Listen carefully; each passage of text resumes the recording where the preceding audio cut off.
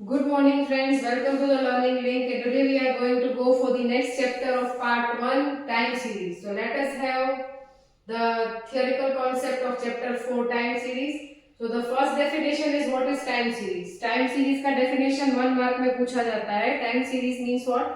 A set of observation taken at regular interval of time. What is time series? A set of observations taken at regular interval of time is known as time series. अब इसमें से दूसरा कौन सा सवाल आ सकता है? Time series में दो वेरिएबल्स हैं. One variable is t, that is an independent variable, and the another variable is y t. इसको वाई डी बोल सकते हैं आप. That is a dependent variable of time series. जैसे कोरिलेशन और रिग्रेशन में हमने देखा था, variable x is the independent and y is the dependent, whereas here variable t is the independent and y is the dependent. एक और सवाल मुझे अभी याद आ रहा है. अगर टाइम सीरीज के आपको टाइप्स पूछते हैं, two type of series are there. First is the discrete series. Types: discrete series, discrete time series, discrete and continuous.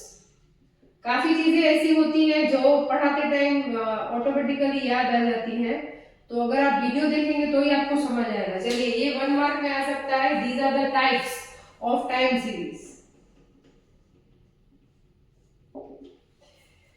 तो नेक्स्ट क्वेश्चन कौन सा पूछ सकते हैं? मोस्ट टाइमली क्वेश्चन है. थ्योरिटिकल कांसेप्ट में ये क्वेश्चंस बार बार आते हैं. How many components of time series are there? There are 4 components. First is long term component, seasonal, cyclical and random component. सिर्फ उसके नाम आ सकते हैं वन सेंटेंस में.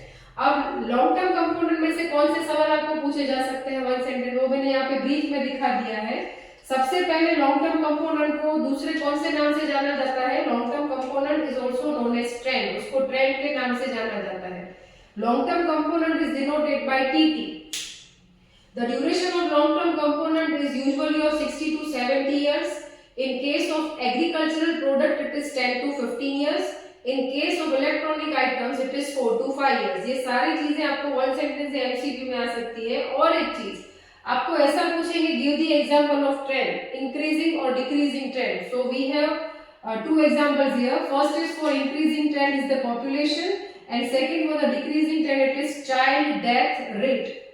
तो लॉन्ग टर्म कंपोनेंट में से आपको इतने सवाल आ सकते हैं. Let's do it once more. It is denoted by TT. The another name of long term component is trend. The duration is usually 60 to 70 years. In case of agricultural products it is 10 to 15 years. In case of electronic items it is 4 to 5 years.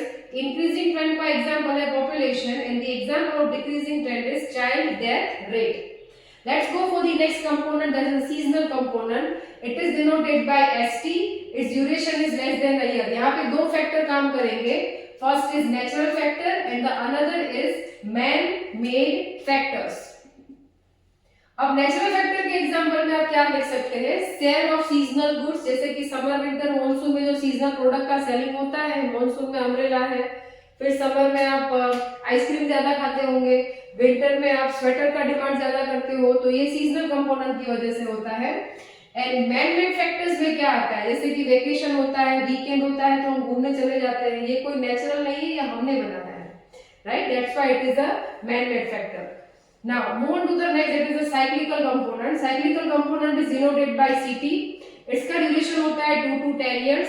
Special case में होता है 10 to 15 years. इसका एक ही example है, the boom and depression of share market. Share market में जो तेजी और मंदी आप देखते हो वो साइक्लिकल कंपोनेंट का रीजन होता है. बच्चे ज्यादातर कंफ्यूज हो जाते हैं. साइक्लिकल का एक ही एग्जांपल है. Next and last component is the random component. It is denoted bye RT. इसका कोई स्पेसिफिक ड्यूरेशन नहीं होता. जैसे कि सुनामी है, अर्थक्वेक है या फिर स्ट्राइक है, कोई हमें नोटिफिकेशन देके नहीं आती है ये सारी चीजें, right? So they are sudden, all of a sudden ये सब होता है. दैट्स व्हाई इसको दूसरा नाम इसका है इररेगुलर कंपोनेंट भी बोल सकते हैं. This is irregular in nature.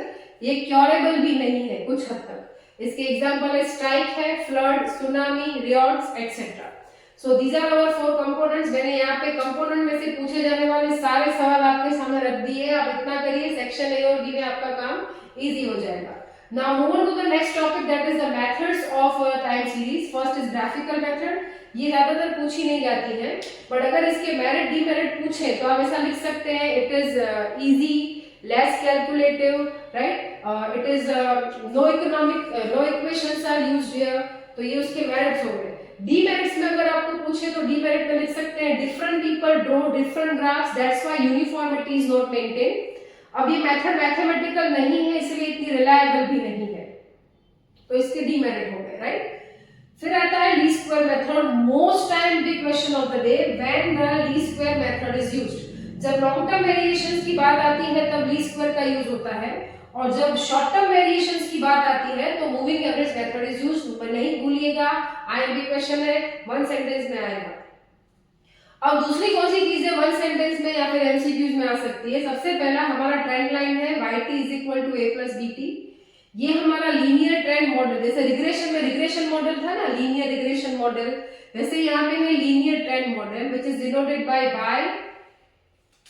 Bye t is equal to alpha plus beta t plus ut। This is our linear regression model, 1 mark में आएगा, जहाँ पे अल्फा बीटा कांस्टेंट है, t इंडिपेंडेंट वेरिएबल है, y डिपेंडेंट वेरिएबल है, और ut वो error है, डिस्टर्बेंस, जिसको हमने रिग्रेशन में लिखा था।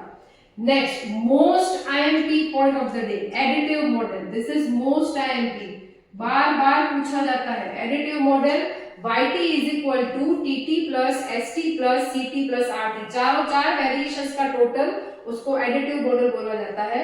और बच्चे अक्सर कंफ्यूज होते हैं इन दो चीजों में, शॉर्ट टर्म वेरिएशंस के नाम बताओ और रेगुलर वेरिएशंस के नाम बताओ। शॉर्ट टर्म वेरिएशंस 3 हैं, that is seasonal, cyclical, random, and regular variations 2 हैं, that is seasonal and cyclical.